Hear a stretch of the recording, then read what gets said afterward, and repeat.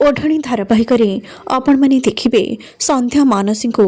कंकण पिंधवाक जा बेले हाथर कंकण खसीज ज्योति गोड़ तले जाई पड़ा यापर ज्योति से कंकण को उठेबे आउ कहे ए कंकण तो खोली जाइए अपा ए कंकण को केमी पिंधिब मानसी आसी कहे मुझेमी भी हो ए कंकण पिंधे यापर से बारंबार कंकण पिंधिबा को चेष्टा करेंगे किंतु कंकण बारंबार तले पड़ज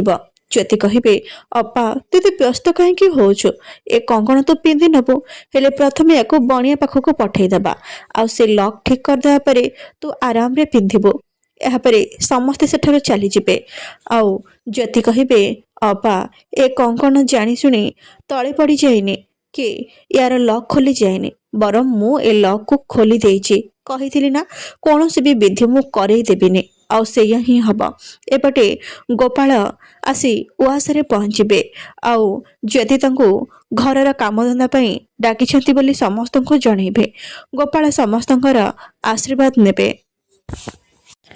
मानसी कहे ज्योति तू बहुत उत्पात होचु ना हेले तू जहाँ भी करने कथा कर किंतु एथर सान बाबू सहित मो बाहागर को तो अटकई पारिबुनि। ज्योति कहे अपा बिलेई काटिले तार उपचार अच्छी हेले तू जिते रास्ता काटू ना तार कौन भी उपचार ना किंतु गोटे कथा मन रख ए ज्योति क्या भी डरे आउ मु एबे निष्पत्ति नहीं सारी मु ए बाहागर कौन भी विधि हवा को देविनि आउ ठीक समय रे ए बाहागर को भी अटकई देबे कहीं सान बाबू होचंती मो स्वामी। जीवन कहे ज्योति